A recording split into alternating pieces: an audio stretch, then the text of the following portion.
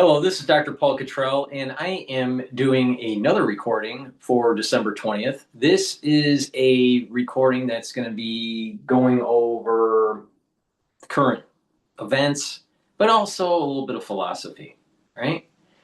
I did a video talking about what's been spreading around New York, in Canada, in the UK, and how to mitigate it, all right? If you pay attention to this video and you boost up your immune system, you're going to be better off, right? And you'll slow down the aging process. And it works. It's something that I do every day. And don't you want to look like Dr. Paul Cottrell? Or do you want to look like Alex Jones? Oh, by the way, Alex Jones is chronologically younger than Dr. Paul Cottrell. Dr. Paul Cottrell is an older individual than Alex Jones. But does Dr. Paul Cottrell look younger than Alex Jones? Now, why is that? Why is that? Could it be that Dr. Paul Cottrell's anti-aging protocol works? Oh, yeah, it works. There's 100% it works. No doubt about it. No doubt about it. You follow my lead, I'll boost up your immune system, and you're going to slow down the aging process. You're going to get healthy.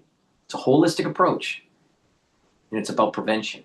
Because if you start getting some sort of problem, guess what? Physicians can't fix it. They can treat it. They can't fix it. All right? You follow my lead. I'll walk with you down a better health path. All right. Please go to my store. Help support the work that I do. All these videos are for free. I want people healthy. Right? Why? Why am I doing all this? Why? My brother died from heart disease when he was 36 years old. No one was there for him. No one was telling him how to get healthy. Right? But a lot of it is self-induced. You got to stop eating poorly. You need to exercise, proper supplementation, right? Better outlook on life. It's a holistic approach, but it works. All right? I want you healthy. And when our society is healthier, then the United States will be more productive. We'll have less cost in healthcare. And we'll have a better society. Please go to my store, the-studio-reykjavik.com. Get the structural nano silver soaps. These will help with your skin health. You can get it in lemongrass, charcoal tea tree, also in lavender and in peppermint.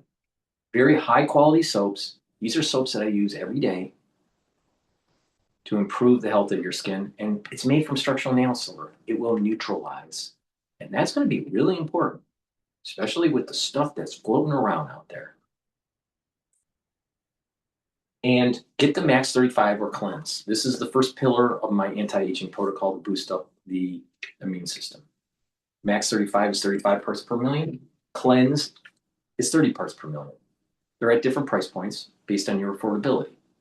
Take a teaspoon a day every day. Swish in your mouth, gargle, 20 seconds or 30 seconds, then swallow it. What this will do is help neutralize and improve your oral cavity and your oropharynx, maintain a mucosal barrier, and help the health of your epithelial cells. When you do that, you're improving your innate immune system. And voila, you're also neutralizing. This is a great way to slow down the aging process and boost up that immune system. Now, how can you slow down the aging process by boosting up your immune system? It's really simple. If you're chronically sick, you age faster. If you're not chronically sick, your body can focus on areas instead of the inflamed tissue that was diseased due to the sickness, due to this chronic sickness that people get normally during the cold season. All right? So you want to mitigate that. If you mitigate it, then your body is healing. It's less inflamed. There's less free radicals, and you slow down the aging process. That's the reason why it's part of the anti-aging protocol. I've been taking Max 35 or Cleanse or Max 14 for over 5 years, every day. If you're not feeling well or someone around you is not feeling well, Take a tablespoon or two a day. And once everything's all clear, go back to your maintenance dose of a teaspoon a day. All right. And also, I want to make sure that you get the structural nail silver drops. You can get it in blueberry, in cherry flavor, or also honey and lemon. Very high quality drops. The moment you start feeling that throat irritation, take them right away. Mitigate the problem. Create the secretions, protect your epithelial cells and your oral pharynx. And guess what? You'll weather the storm. If someone around you is not feeling well because of the cold season, take them prophylactically. And also, please go to my store, the-studio-reykjavik.com, and get the resveratrol. Resveratrol will soak up free radicals, help the health of your mitochondria. You'll have more ATP. It'll help with youthful gene expression and get rid of cells that are in senescence. This will also help the basal layer of your skin. And voila, you will look younger. I've been taking resveratrol for decades. Decades. This stacks really well with C60 and clarity factor. So please go to my store, get the resveratrol. All right. I want to start with a philosopher who declared war on universities. This is a great short clip here. Pay attention. Michael Gibson studied philosophy and classics at NYU, Chicago, and Oxford. And now his life mission is to destroy the university system. Michael considers universities to be part of what he calls the paper belt, a series of centralized bureaucracies whose power relies on printing paper. Money by the government, laws passed in DC, newspapers printed in New York, and diplomas given by universities. As an anarchist, Michael believes that this paper belt today is just as corrupt as the Catholic Church was when it was selling indulgences. And as a venture capitalist, Michael thinks universities are a source of stagnation and will offer an alternative path for how to engender innovation instead. My name is Jonathan B. I'm a founding member of Cosmos. We deliver educational programs, fund research, invest in AI startups, and believe that philosophy is critical to building better technology. If you want to join our ecosystem of philosopher builders, you can find roles we're hiring for, events we're hosting, and other ways to get involved on jonathanb.com/cosmos. Without further ado. Pretty interesting. I like this term, the paper belt, and this comparison between the indulgences of the Catholic Church and getting a degree from a university, because you have to spend so much money to get that degree, and it is under the assumption that you're going to get a good job. You pay and you'll get a good job, just like the indulgences. If you pay the Catholic Church, your sins are absolved and you will go to heaven. But what people are starting to notice, especially the youth, that once they get their degree, they can't get a job. Just like the Catholics, when they pay the indulgent fee, they probably still went to hell. All right. What I want to do is take a look at the Syria footage. The United States hit Syria last night in retaliation of that ambush that took place. So let's listen. Texas is feeling unwelcome. We're following some news here as we learned yesterday that the U.S. military launched strikes in Syria, and now we're getting some new video in here showing that operation. Putting this up on your screen right now from U.S. Central Command. This was a post to social media saying U.S. forces struck 70 plus ISIS targets in Syria, peace through strength. And you can see to the left side of your screen there is a still of that video. And I want to put that up on your screen here now. Once again, this was posted to social media just last night. The Trump administration launched military strikes yesterday in Syria to eliminate Islamic State group fighters and weapons sites in retaliation for an ambush attack that killed 2 U.S. troops and an American civilian interpreter almost a week ago. A U.S. official described it as a large-scale strike that hit 70 targets in areas across central Syria that had IS infrastructure and weapons. Another U.S. official who spoke on the condition of anonymity to the Associated Press to discuss the sensitive operation said more strikes should be expected. The new military operation in Syria comes even as the Trump administration has said it's looking to focus closer to home in the Western Hemisphere, targeting alleged drug smuggling boats in the Caribbean Sea and vowing to keep seizing sanctioned oil tankers as part of a pressure campaign on Venezuela's leader. The U.S. has shifted significant resources away from the Middle East to further those goals. Its most advanced aircraft carrier arrived in South American waters last month from the Mediterranean Sea. President Trump pledged, quote, very serious retaliation after the shooting in the Syrian desert, for which he blamed the Islamic State. Those killed were among hundreds of U.S. troops deployed in eastern Syria as part of a coalition fighting the militant group. I also wanted to share this post here on your screen with you from Defense Secretary Pete Hegseth. He says U.S. forces commenced Operation Hawkeye Strike in Syria to eliminate ISIS fighters, infrastructure, and weapons sites in direct response to the attack on U.S. forces that occurred on December 13th in Syria. This is not the beginning of a war. It is a declaration of vengeance. The United States of America, under President Trump's leadership, will never hesitate and never relent to defend our people. As we said directly following the savage attack, if you target Americans anywhere in the world, you will spend the rest of your brief, anxious life knowing the United States will hunt you, find you, and ruthlessly kill you. Today, we hunted and we killed our enemies, lots of them, and we will continue. We also heard... That is the type of warrior spirit that I want from the Secretary of War. It's awesome. That's exactly what we need. We need people that are saying, you're our enemy, we're going to kill you. Now, we're not going to play patty cake. We're not going to, drag this out litigiously. We're just going to kill you. This is that warrior spirit. This is that idea of, you know what? Our military needs to have a little bit of Julius Caesar, going into Gaul. And you kill the enemy.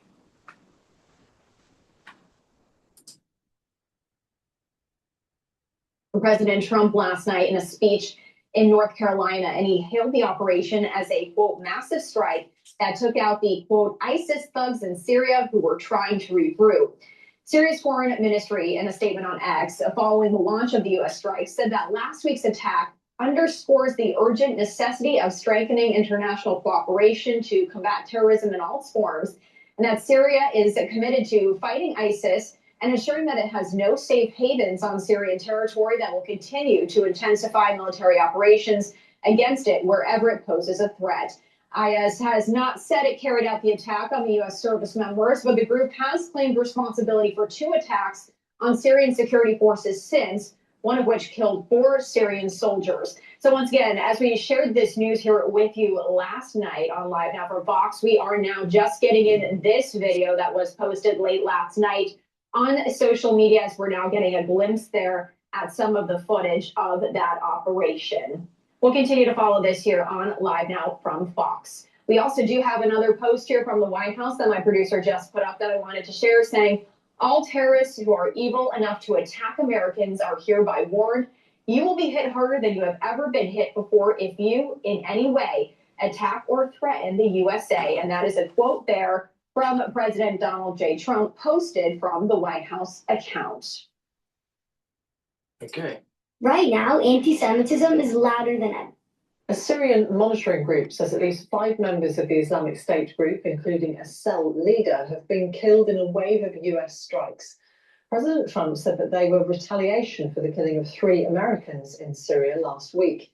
More than 70 targets were hit, most of them in a mountainous area north of Palmyra. Aircraft from Jordan were also involved. Our correspondent, Julio Pacheco, is in Beirut and has been monitoring the situation. He gave us his assessment of the events. President Trump has described it as a massive strike that he said had the full support of the Syrian government. And as you say, the US military said that more than 70 targets linked to the Islamic State group were hit in central parts of Syria with fighter jets, helicopters, and artillery. And I thought it was interesting that the US Defense Secretary appeared to be trying to play down concerns that this could be the beginning of a war.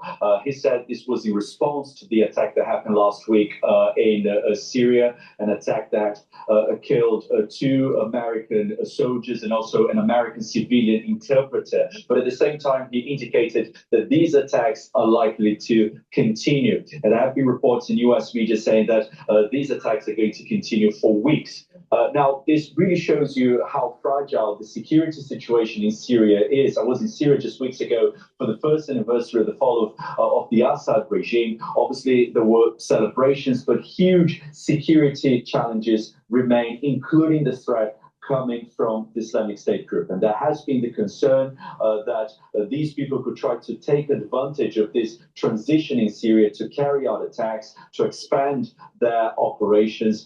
We've seen a rise in the number of attacks carried out by IS in recent weeks. And this has been a concern not only of the new Syrian authorities, but also of a number of countries, including the US. And the Americans still have a presence in Syria. They have 1,000 soldiers in the country, and their mission is precisely to counter any kind of resurgence by the Islamic State group in Syria. The key point here is that many believe that if there is, if this government in Syria fails, the alternative is chaos and even more violence. Syria remains extremely divided. The government in Damascus doesn't have control over the entire country. And obviously, there is this significant threat coming from the Islamic State. The original Louisiana hot sauce isn't trying to be hotter than some ghost pepper bear spray. See, down here, we know the flavor and not just heat. So go on, splash boldly. All right.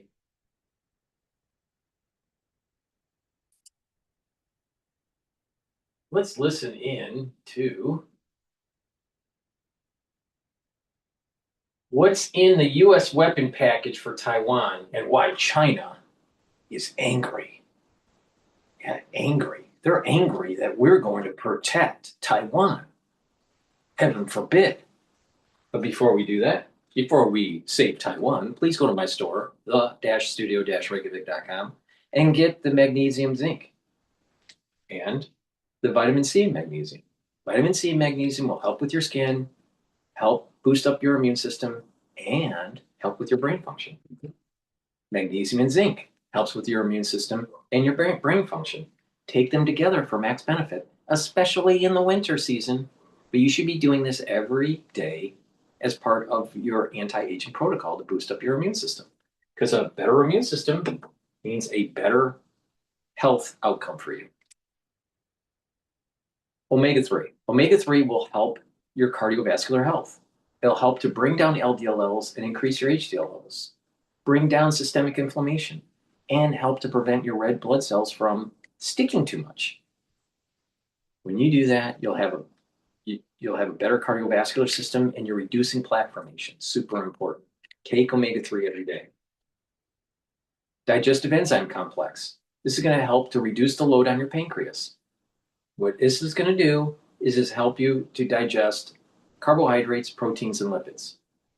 You'll be able to absorb your nutrients and reduce that load on your pancreas. That's super important, especially if you're 40 years of age or older.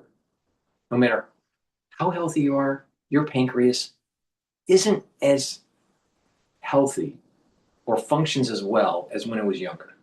All right? For most people. All right? I'm pretty healthy, but my pancreas doesn't work as well as it used to when I was in my 20s. And I guarantee you, it's the same thing for you. So, digestive enzyme complex is going to reduce that load, but it also has bromelain in it. And bromelain helps to break up clots, super important.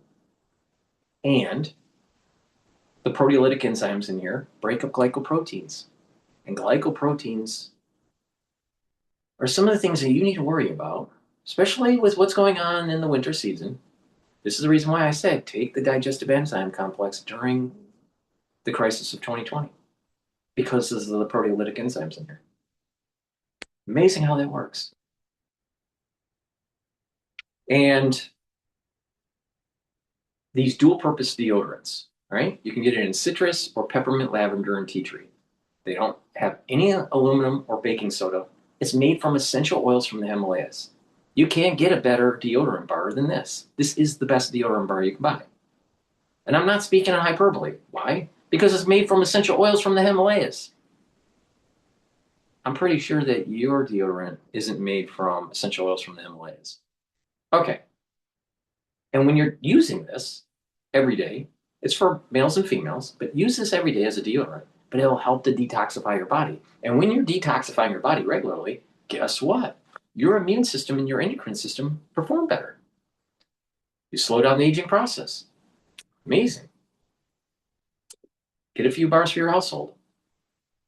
Please go to my store. Use discount 5. You get $5 off any order. All caps, discount 5. If you spend $100 or more, you get a free gift until supplies last. And if you've been paying attention to what I'm saying in this video, maybe you're going to be able to mitigate what's in episode Fusion 46. Pay attention to what I have in Fusion 46.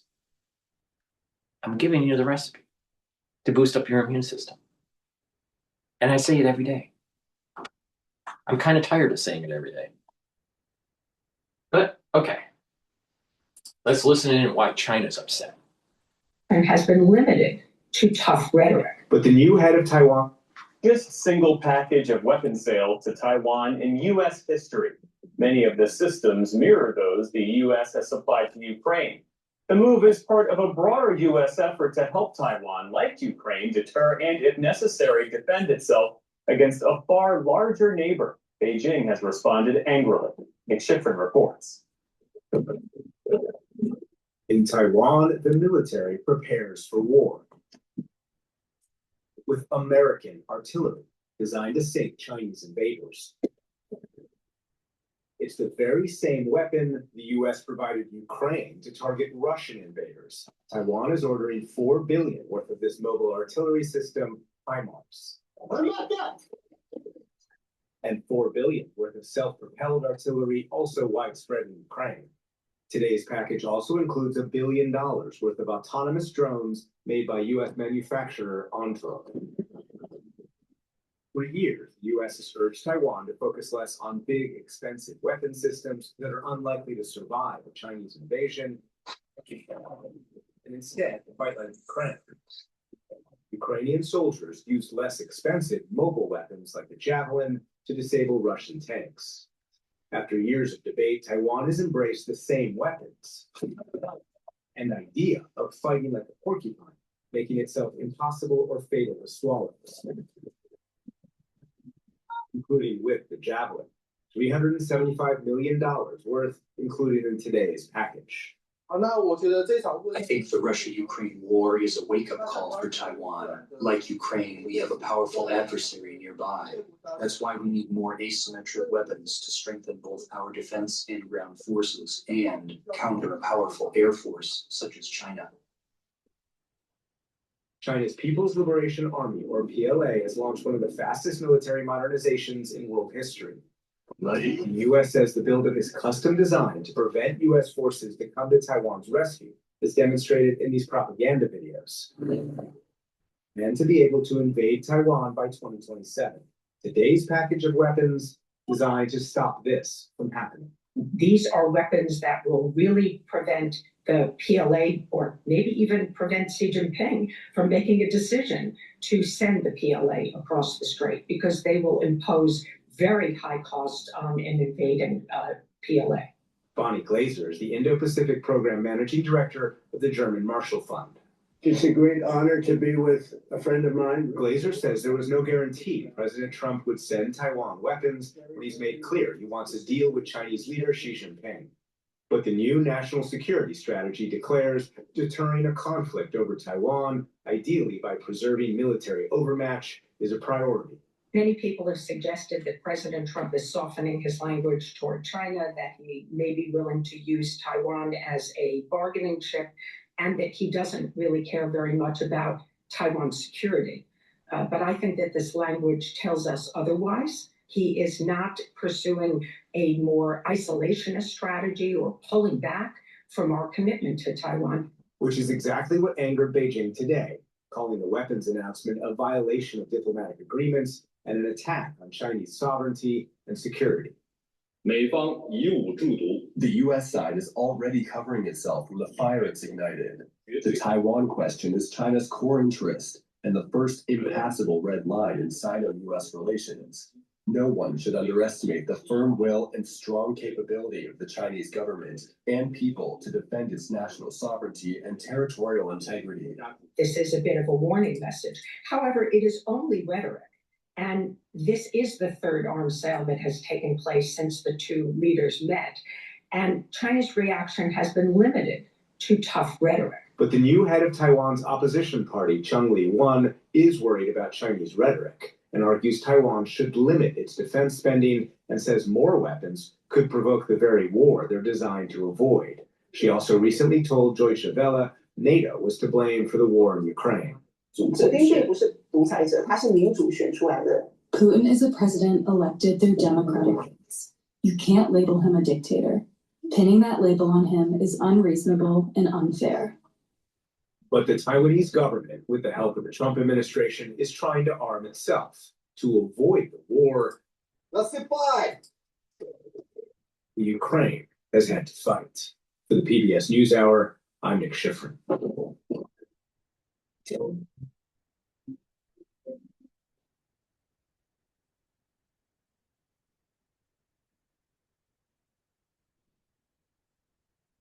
Okay, we're going to go to a Clinton spokesperson is going to be talking about the Epstein files. And the Epstein files are so important, we need to cover it because we need to talk about tabloid news, don't we?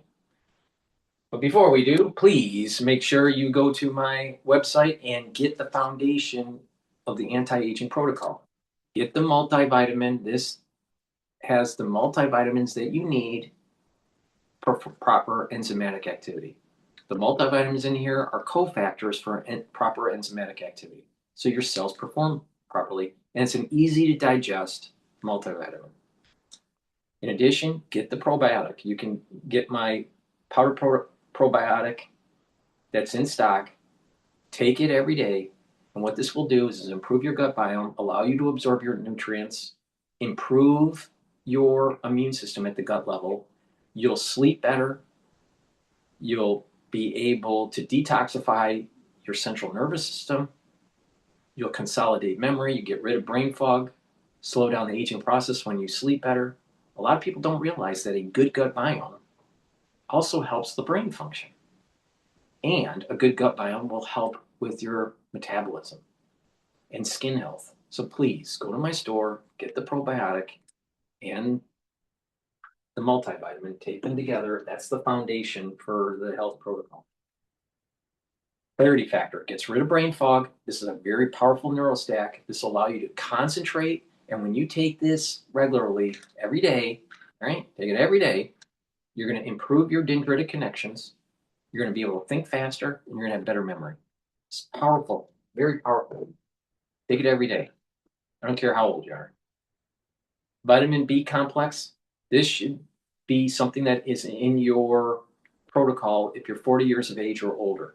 Vitamin B complex has the B vitamins to improve your cellular metabolism. B12 protects your neurons. And the first 4 B vitamins in this complex will help your mitochondria produce more ATP.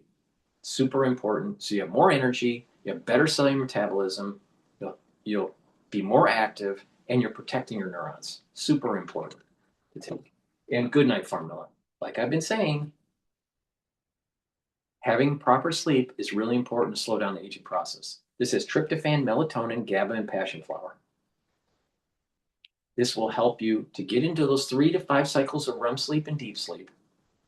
So you're detoxifying your central nervous system, you're consolidating memory, and you're going to be well rested. When you do this regularly, you're going to be able to bring down your cortisol levels. Your body will be less stressed, and you're improving your brain function. Super important.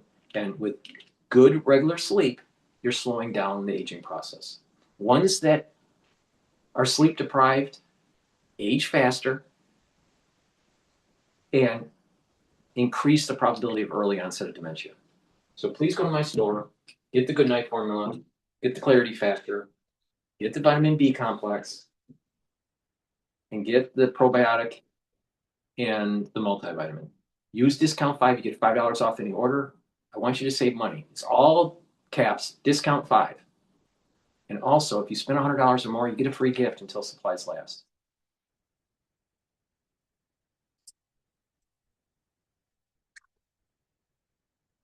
With Security Council Chief of Staff Alex Gray and Fix California Senior Advisor Katie Zachariah. Alex, let me begin with you. I want to share this. This is actually a spokesperson for Bill Clinton. I want to share their thoughts on the release of these files. Quoting now, the White House hasn't been hiding these files for months, only to dump them late on a Friday to protect Bill Clinton. This is about shielding themselves from what comes next or from what they'll try to hide forever, so they can release as many grainy 20-plus-year-old photos as they want.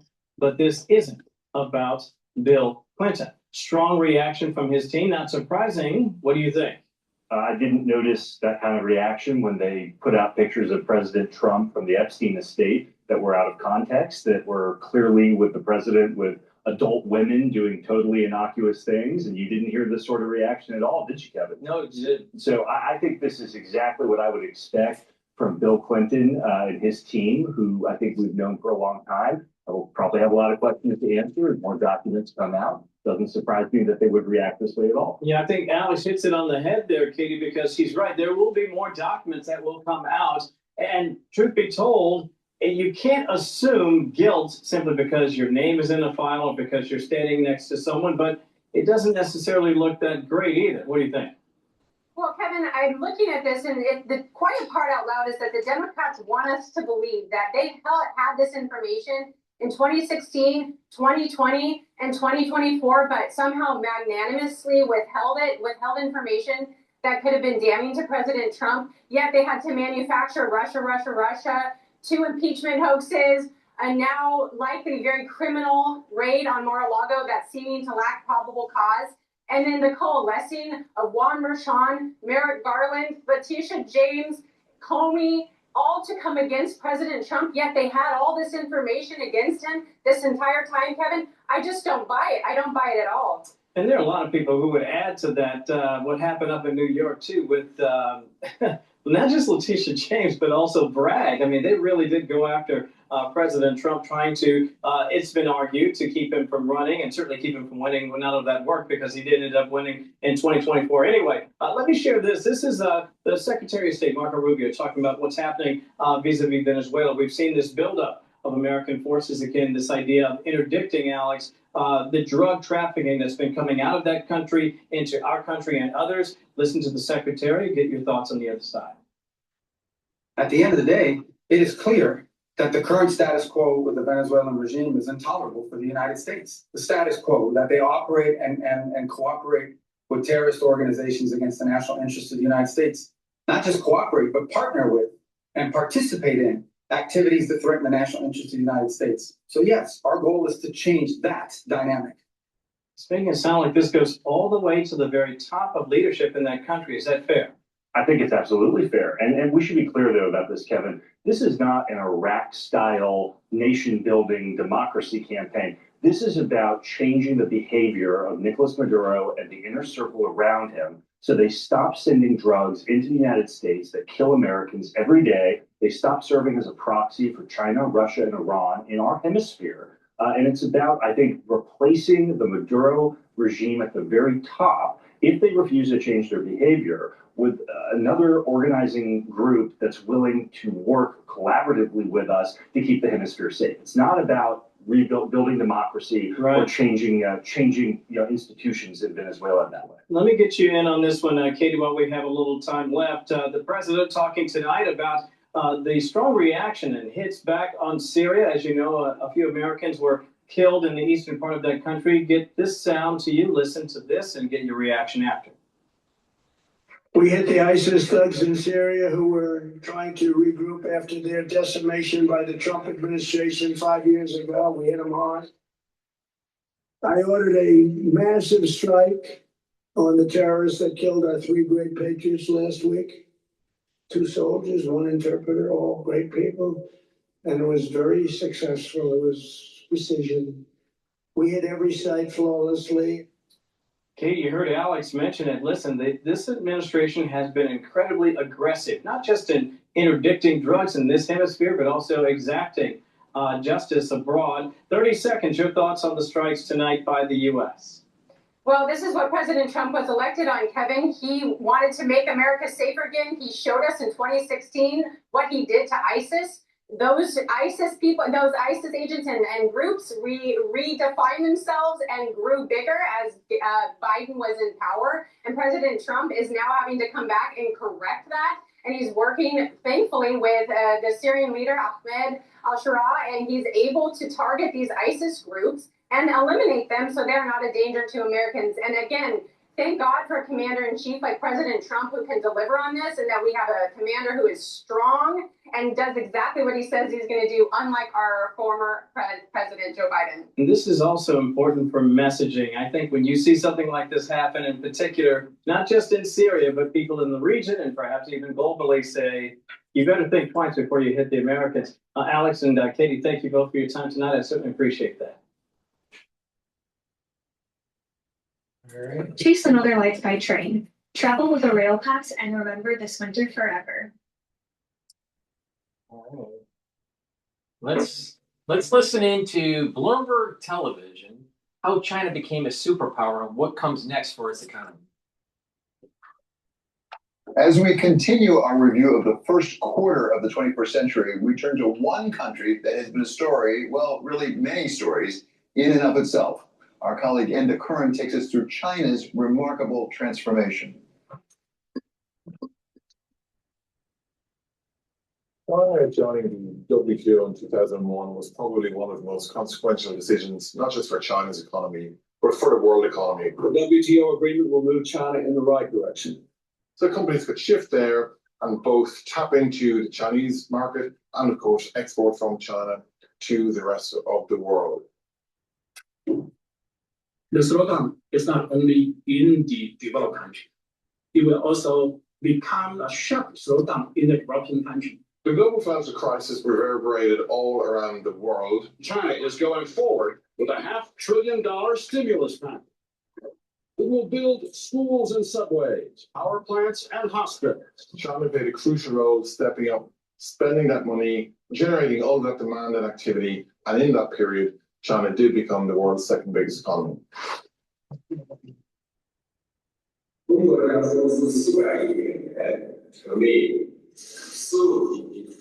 Belt and Road positioned China as someone who was willing to invest and a source of new capital at a time when capital was becoming scarcer. They invested into ports, they invested into rail networks, they invested into motorways. Well, China has been a victim of its own economic success in so many ways. As China moved up the value chain, then it became a threat to some of those Western economies that had been doing business with China in the first place. We've been ripped off by China. No longer are the doors just open for free two-way trade.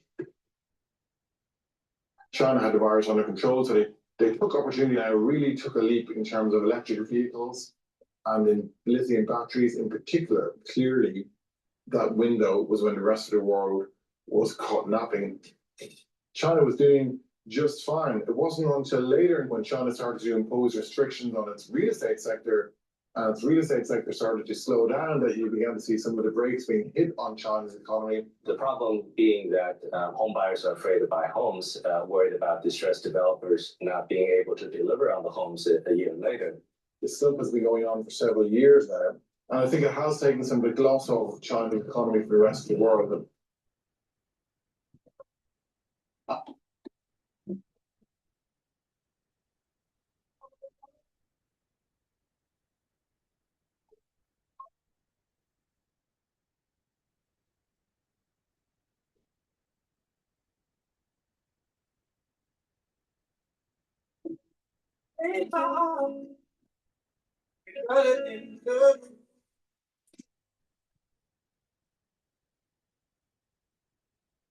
Sonny Beschloss of Rock Creek and Elizabeth Economy of the Hoover Institution have spent a good part of the last 25 years traveling to the Middle Kingdom and coming back to try to make sense of it. Before we get their update, please go to my store, the-studio-reykjavik.com, and help support capitalism in the United States. Get the vitamin D3 from my store, the-studio-reykjavik.com. The link is in the description of this video and all my videos. Vitamin D3 will help to get rid of cells that need to go into apoptosis because they're infected. Really important to take in the winter season. And vitamin D3 is a gene expression cofactor, so your cells perform properly. And vitamin D3 helps to build denser bone. You do resistance training, take vitamin D3, take in calcium, and that calcium will be deposited in your bone matrix. So you have denser bone. A lot of people don't realize that if you get in your geriatric years and you have brittle bones and you fall, and you break a hip, most likely you're going to die in 2 weeks. You don't want that. Please go to my store and get the Myotrol. Myotrol will help to build more muscle and maintain that muscle. And when you're building muscle and you're doing resistance training, you're also putting stress on your bone structure and allowing for your body to build more bone matrix so you have denser bone. So musculature and bone density is super important to slow down the aging process. Myotrol will help with building that muscle. This has polyphenols, flavonoids, and lignans to help with the gene expression to build muscle. Do some resistance training and take the Myotrol. And gladiator barley helps to build muscle. You can stack it with the Myotrol. You can take them separately, but it's better if you stack them. And gladiator barley is going to help to build muscle, bring down inflammation, detoxify your body, and soak up free radicals so you slow down the aging process. This is very powerful. This is a month's supply. It's a micronutrient protein that you can't get at a regular store. This is pretty powerful stuff, all right? Do some resistance training, bring down inflammation, soak up free radicals, detoxify your body. And when you're doing that regularly, your immune system is better. Your endocrine system is better. Bringing down inflammation at the vascular level is going to help with your cardiovascular health. Bringing inflammation down on your joints is going to help with joint health. Bringing down inflammation at the cerebral level is going to help with your neurons. Please go to my store, get the gladiator barley, slow down the aging process. Make sure you use discount 5 to save some money. And if you spend $100 or more, guess what? You get a free gift. Till supplies last. They look back at some of the country's biggest changes and challenges. Elizabeth, you've been going to China for quite a few years now. As we look back over the first 25 years of this century, how has China changed?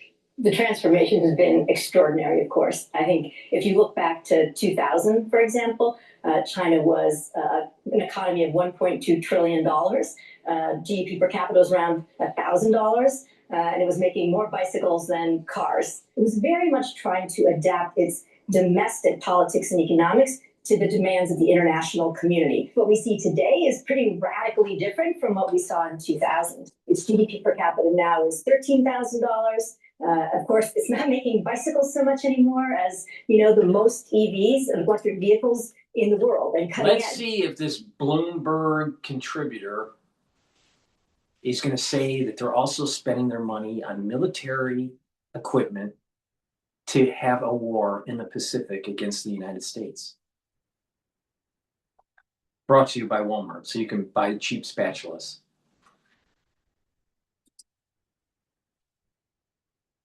Electric vehicles, largest manufacturer, consumer, and exporter. Today, you have China saying, we're front and center, and we'd like the international community to adapt to us. So what you have is China no longer being a rule taker, but a rule maker. I know you've just recently been in China. How does it feel on the ground, as it were, over there? It is a tale of two Chinas in many respects. I'm driving around in Beijing. There's no traffic. There's a kind of gray pall that seems to have settled over the city. The economic activity is not what you might expect. You don't see cranes dotting, the landscape, a lot of new building and enthusiasm. You don't have the sense of a dynamic economy. But when you meet with Chinese officials, and you meet with, Chinese tech leaders, you definitely have a sense of confidence. And, the Chinese officials believe that they have a model that works. And that model is investing in technology. I visited an EV factory where they're producing 300,000 EVs in a year, and they only have 2,100 people on their factory floors, and the factory is spotless. You could eat off the floor. It's extraordinary, and they are very confident. They're confident about their ability to compete with the United States. They're confident that they're on the right trajectory. Again, though, I think for the broader, swath of Chinese people, consumption is not rebounded. They're not feeling it. This is very much an economy of haves and have-nots. And the haves are moving ahead very aggressively. One of the things we've seen over the last 25 years is a migration, first of all, into the middle class, from the rural into the urban setting. Is that continuing? I think it's one of the interesting things that we haven't seen the middle class continue to expand. And the Chinese are just beginning to wake up to the fact that artificial intelligence and their move toward robotics, they already have 250,000 robots. I think we have about 10,000, in their factories operating. They're going to put people out of work. And so one of the factories that we visited was an autonomous vehicle factory. And the person who was, taking us on the sort of tour of the factory said that they are now being told by the local government that they're going to need to help find jobs for the people that their autonomous vehicles supplant. At the same time, the local government's not allowing them to charge any more than regular taxi drivers or Didi drivers, because they don't want those people to go out of work. So I think they have not figured out how they're going to manage the technological change and the demands for employment. How much success has China already had in reshaping the international community? I would say much less than we might anticipate. It doesn't seem as though much of the rest of the world is interested in trading the current international system for a China-led international system. That being said, if you're looking for Chinese technological influence or economic influence globally, certainly the Belt and Road and the Digital Silk Road have been transformative. Look at Huawei, which has 70% of the 4G in Africa. Their satellite system now rivals GPS. So I think they can look at any number of metrics and say, we've had a success. At the same time, of course, there have been protests in virtually every Belt and Road country about how China's done business. Interest and the desire, the willingness to have Chinese investment stems from the fact that they can't get that kind of investment from any other country. So I think, if we were to go in and really be competitive, for example, in Africa, in this idea that we're going to promote our tech stack globally, I think we'd be welcomed. In 3 days, Silicon Valley Bank had failed. We needed to know if any of our investments were at risk. I turned to my research team and said, let's do our homework.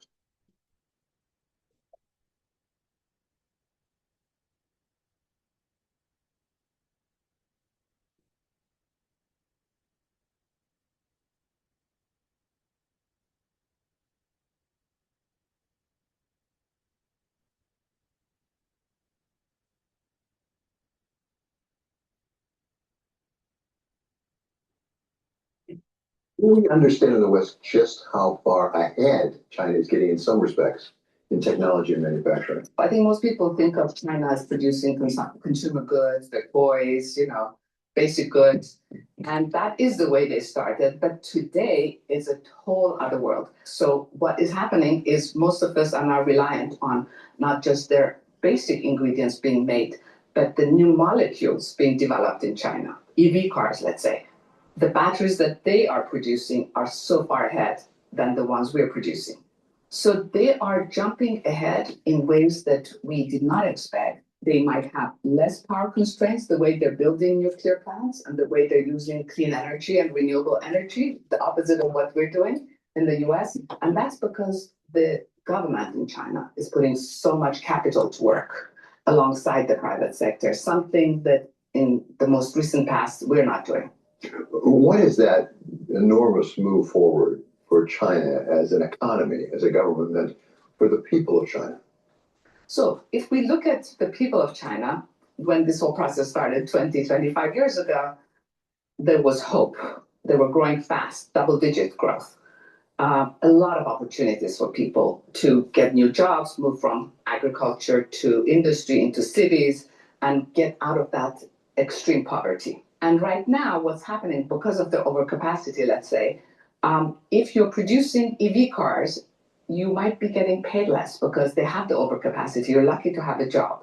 So the situation for the individual may not have got better, but China as a whole continues to do well. I think one thing that I found very interesting is we in the US always say China should start consuming more. And if they consume more, they will export less. We will have less of a problem, and they will deal with their growth with domestic consumption. What is very clear with President Xi, but also really maybe people who came before him, they're not interested in domestic consumption. They're interested in world supremacy, as has become evident. So you need to do the quantum, you need to do the AI, you need to be ahead on robotics, you need to be ahead on producing things so that you control your own destiny, but potentially you control other people's destiny. And I think that's what we've missed, really realizing ourselves here. How have Chinese relations with the United States and with the West changed over these 25 years? Obviously, when we had the Nixon and the Kissinger period and the opening up and WTO, it was the West hoping that China would open up to US goods and to a more liberal democratic system.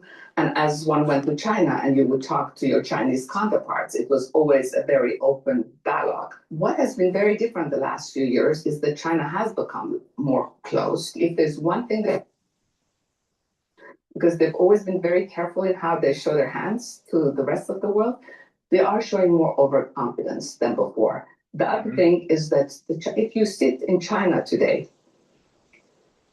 who would expect that the US would be kneecapping its own universities, its own research, its own biotech, is investing less in technology at scale, is not investing in nuclear power, and is not working with its allies? So in a way, that, if you're sitting in President Xi's seat today, you see a lot of potential for China. All right.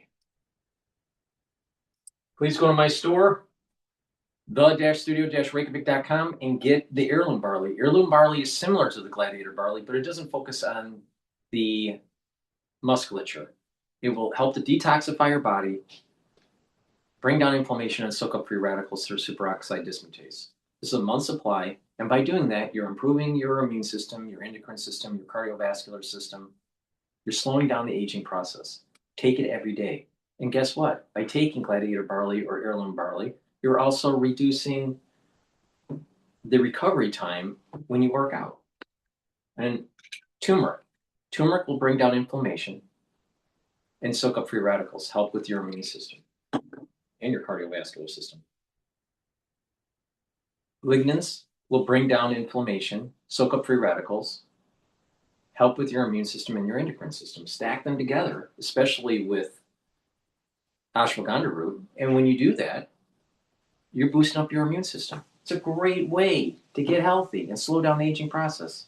And guess what? If you're in the cold season, the winter season, don't you think that you need to bring down inflammation and soak up free radicals to boost up that immune system? So take the heirloom barley, get the lignans and the turmeric, boost up that immune system. Because guess what?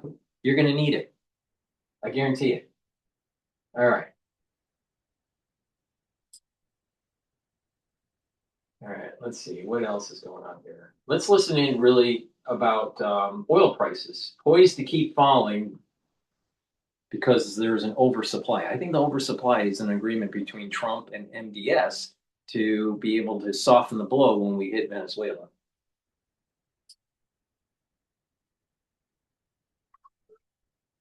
When you left work last week, you worried about things most tech CEOs worry about. This week, with PwC's Industry Edge, you're not thinking like a tech company, but more like an investor.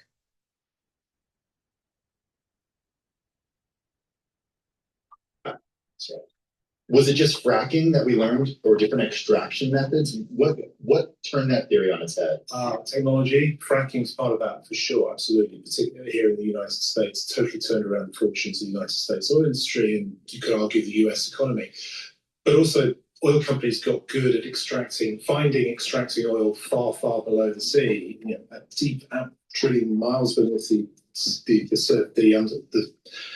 beneath the sea, beneath the ocean, in a way that was, unforeseeable.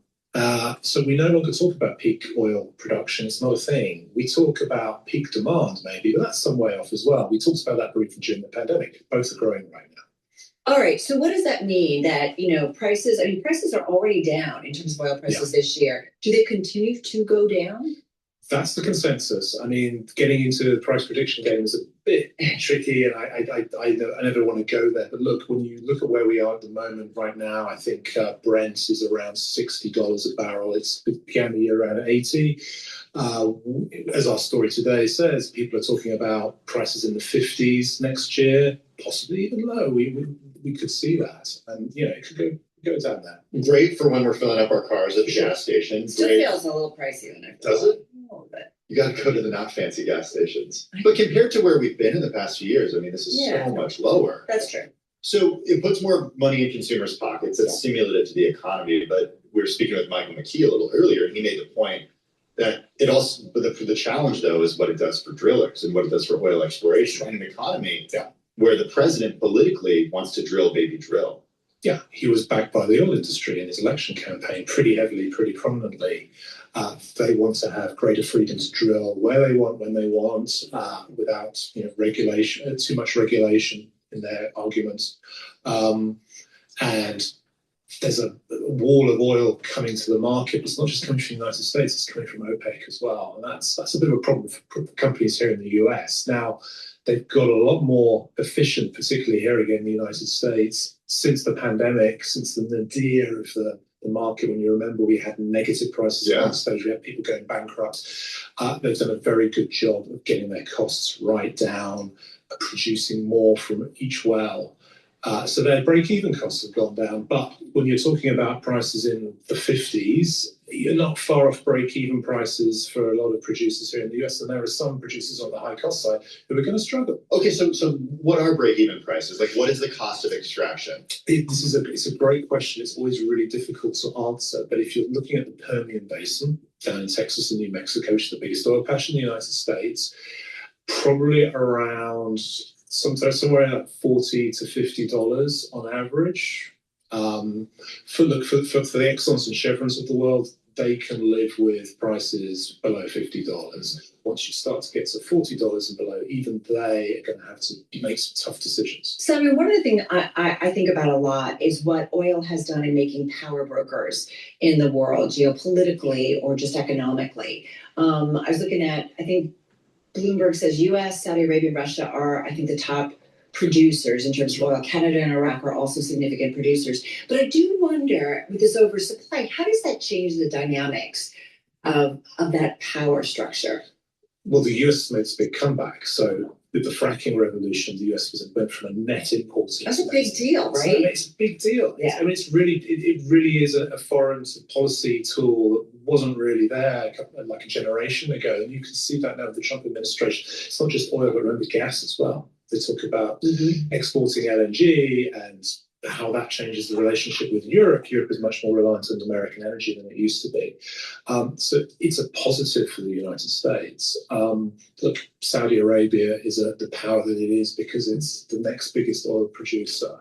The low efficient oil producers, their break even is around 60. The next level that's efficient, the break even is 55. And the best efficient wells in the United States, their break even is around 50. So it depends on what tier that you're going to. All right? On average, anything that is 55 or below, you're going to start seeing oil wells slowing their production and to burn off their oversupply. And eventually the price will start to go up again. It's 55 is that threshold point. There's stress that starts to build at 60, below 60, but 55 is the inflection point. This 45 crap, yeah, you could sustain a 45 for maybe 1 month, but not multiple months. No way. No way. Sort of far more cheaply than anyone else. Its costs are way lower than what Meaning the cost of extraction. Cost of extraction. So how low? I mean, that's a closely guarded secret, but smarter people than me estimate that it's in the single digits. Wow. Well, and the IMF says they effectively, Saudi Arabia needs a crude price that's close to $90 a barrel. That's the issue, yeah. Right? And it's nearing its highest ever annual level of debt issuance this year. I mean, this is a change of fortunes. They produce oil very profitably, and yet fiscally they're in a bit of a sticky situation. Right. They're having to issue, I think, a record amount of debt this year to make Exactly. So with Saudi Arabia, they need Brent to be above 60. All right. So Brent's usually, a few dollars more than WTI. They can't have Brent below 60. It's a major problem for them. Fiscally. Not in terms of profitability for the oil drilling, or oil producing, I should say. But if you're not close to $80 for Brent, guess what? Saudi Arabia has a problem. So you can't be in the 50 range, 50 handle. You can't be at the low 60 handle for very long for Saudi Arabia. So you have profitability for the wells that will eventually self-correct and raise the price. And then you have Brent crude that needs to be at a higher trading range for Saudi Arabia to be able to finance their government.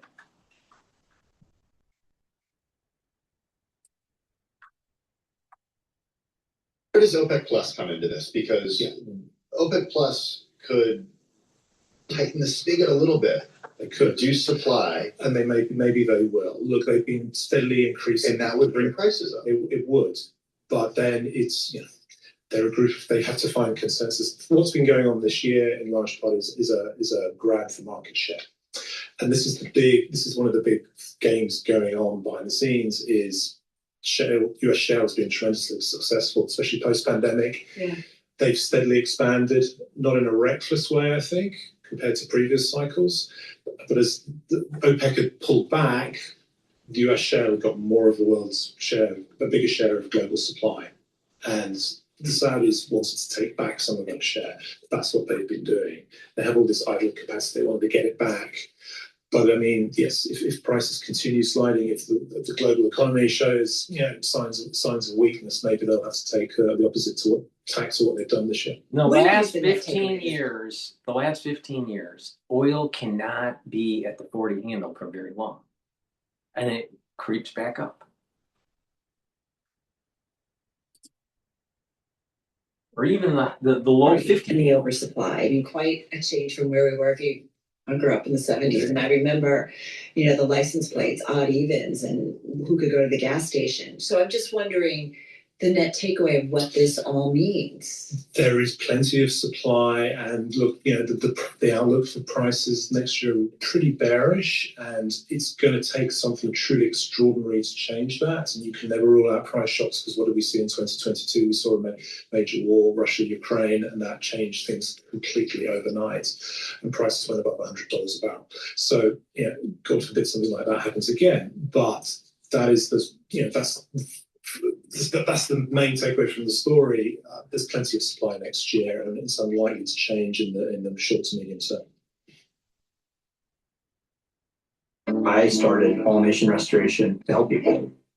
Chase for Business is literally what it says in the name. It is Chase for Business, where I can find everything I need in one place. Please go to my store, the-studio-reykjavik.com. Get the Boomer Boost. Boomer Boost has 68 nutrients. It has a very comprehensive profile. This will target multiple systems. It'll target brain function. It'll help with your brain function. Help to get rid of that brain fog. You're going to be able to think better. You're going to actually sleep better. And Boomer Boost helps with cardiovascular health. Reduce inflammation, reduce plaque buildup. Especially if you do cardio training and some resistance training. And Boomer Boost helps rev up your energy levels and revs up your metabolism. So you have a good weight control. You can control your A1C levels. You'll have more energy. You'll feel the effects of Boomer Boost within 72 hours. 72 hours. Just take this, and in 72 hours, you're going to have more energy, and it's a steady burn of energy. It doesn't spike, and you're going to have more vitality, and you're going to be more active. You take this on a regular basis, and you're going to slow down the aging process. Take it every day. This is a month's supply.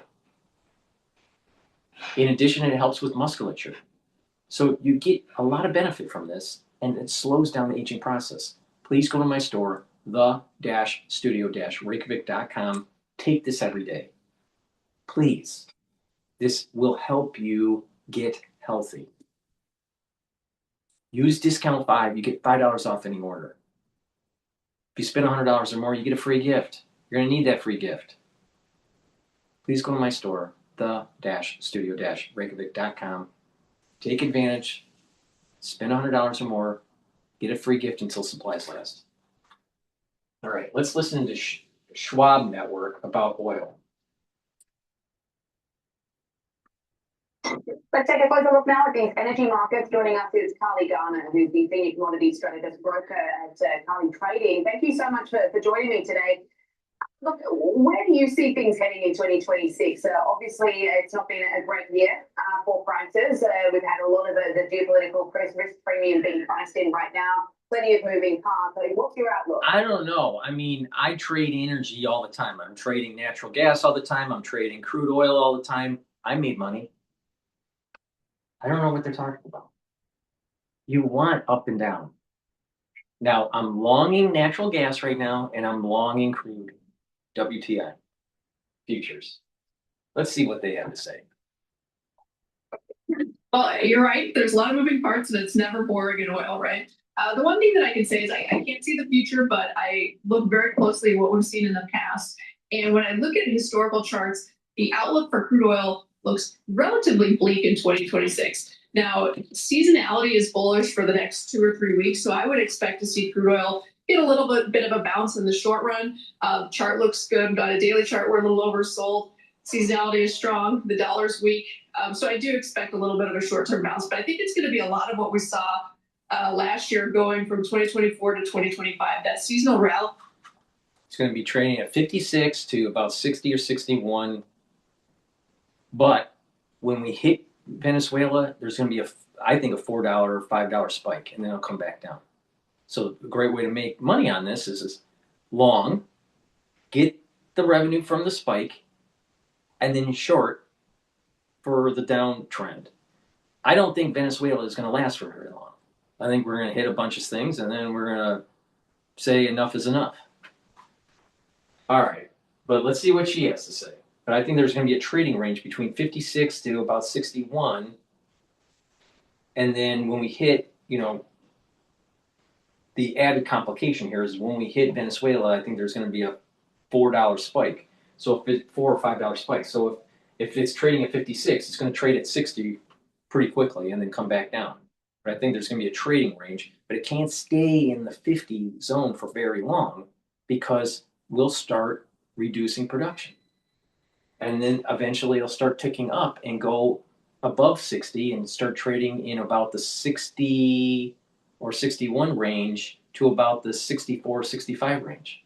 A good spot in the United States is about 60 to 65.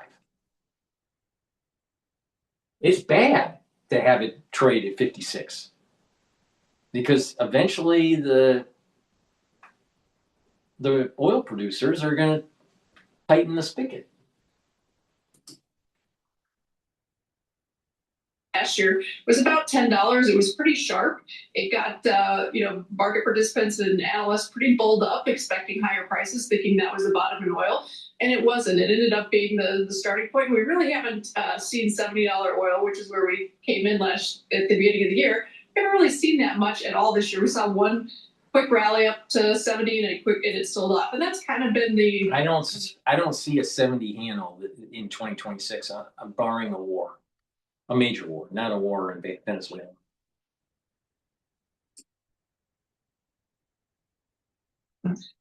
modus operandi for crude oil since March of 22. Every single rally has been sold into sharply, and I think that's going to continue to be the case. Over the last 2 decades, we've had 4 bear markets in oil, this being the 4th one.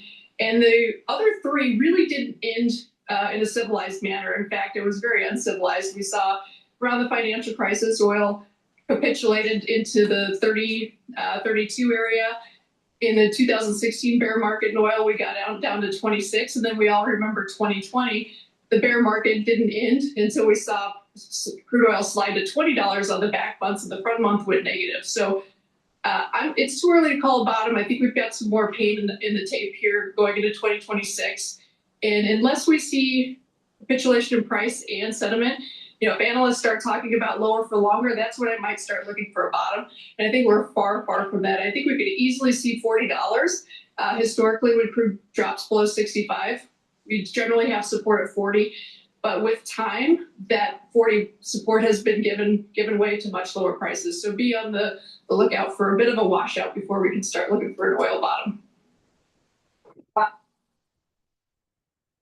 Your energy producers would go out of business if it was sustained below 40.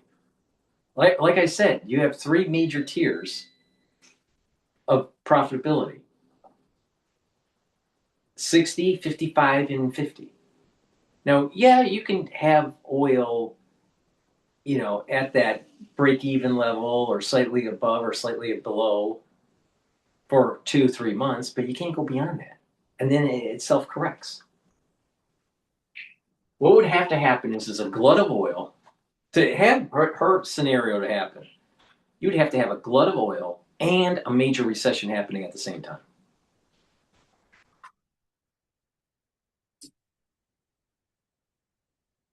Okay, interesting. Obviously the prevailing narrative this year has been one of a supply concern.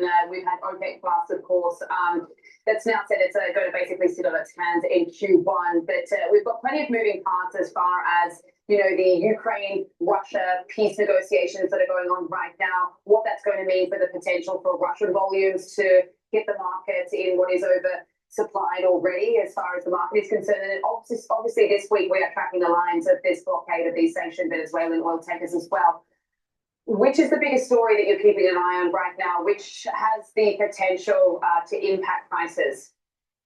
In my opinion, the Russian-Ukraine story is kind of the driver. I believe that the market has had a roughly 10, maybe even more risk premium built into pricing because of the Russian sanctions. That we're going to strengthen, enhance sanctions and that sort of thing. And if we do get some sort of bullshit, no. That may have been true at the very beginning, but once you start having Saudi Arabia, the OPEC Plus, and the United States producing more oil, it filled up the gap, and then prices start to mitigate.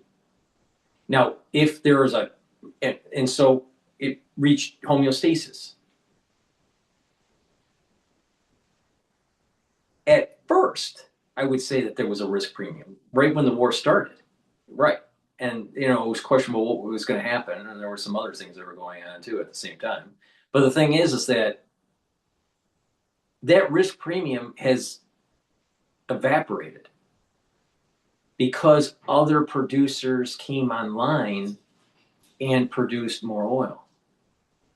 And so and produced too much oil, actually. Okay. Now, if Russia signs a peace agreement right now, the initial shock to oil would go down $5. All right, so if it's trading at 56, it may go down to 50 or 49.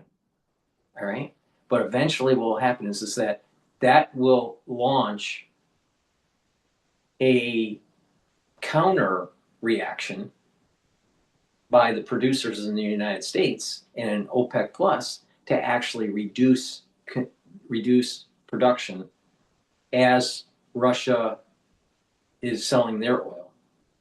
And so OPEC Plus and the United States reduces, Russia starts selling, and eventually it reaches an equilibrium. You'll get an initial $5, maybe $6 shock going lower in WTI and in Brent, but eventually it'll creep back up and start trading in the 50 to 60 range, the 56 to 60 range. So there may be an initial shock there. But the shock right now, we don't have a premium built in right now because of Russia.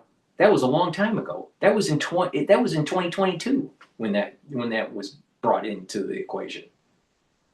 She's totally wrong on this. Totally wrong. Ukraine conflict, I do believe it probably allows crude oil to finally fall to that $40-$45 dollar per barrel area that has historically been the case. I don't know what it's going to take to trigger the washout to deeper levels, which again, the last the last 3 bear markets have required a massive washout before we can get a bull market in crude oil. Just to put things in perspective, I'm not saying crude oil is going to $14 or $15, but if we repeated this in this cycle, what we repeated in the last 3 cycles, we would absolutely see $14 or $15 per barrel. I don't want to see that because if that happens, that means there's something lurking around the corner that we're not expecting. But if that happened, Saudi Arabia would have a big problem.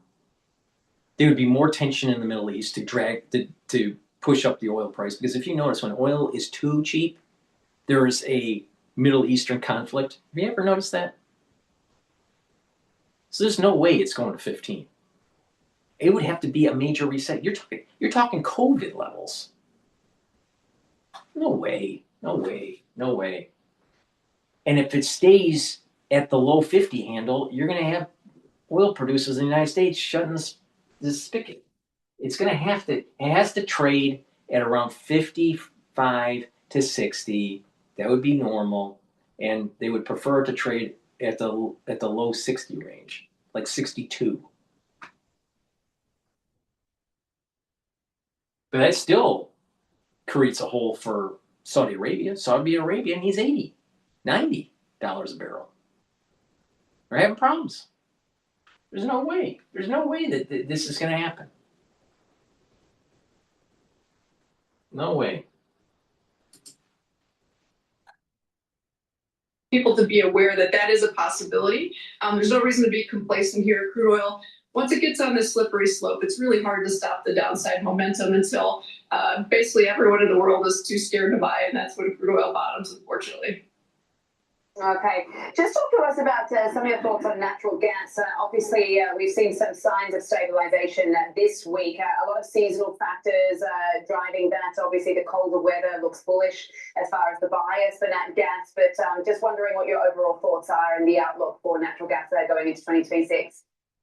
So like in crude oil, 65 is a historical pivot. Natural gas has a similar historical pivot around 360. And what that means is when prices get above 360, the market behaves very bullishly. And when it drops below 360, it behaves very bearishly.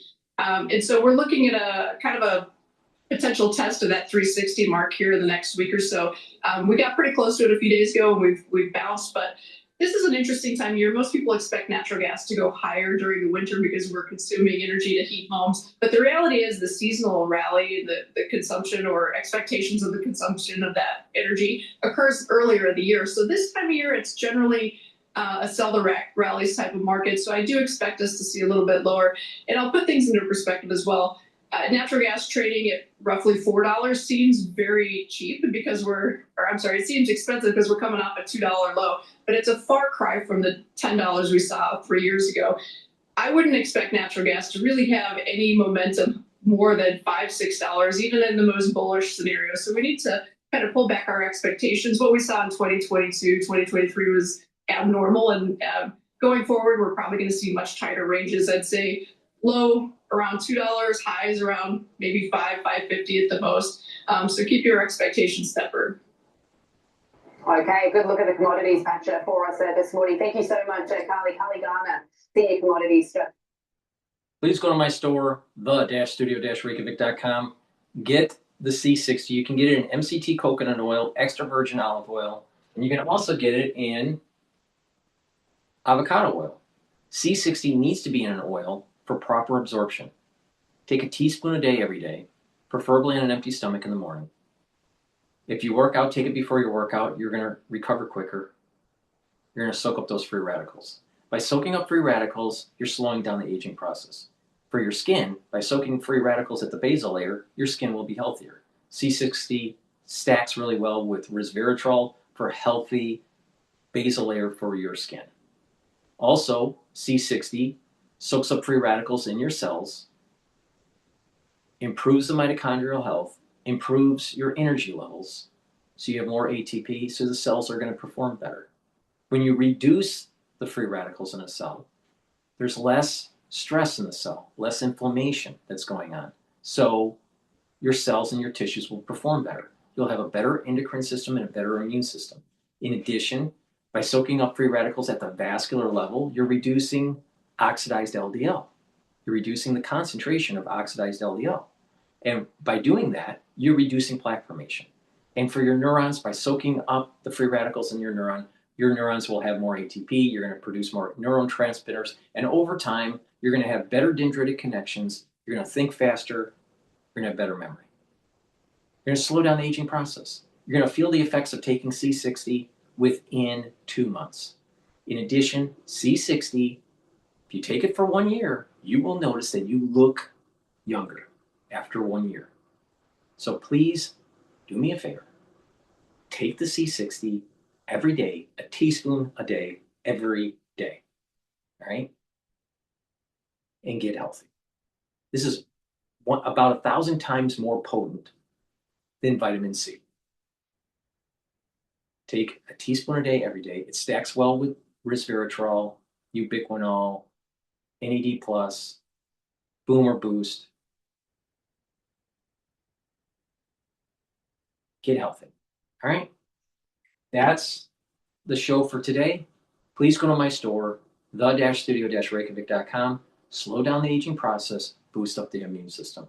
And that is how you're going to navigate through the problems that are happening during this winter season. Thank you for listening and have a nice day.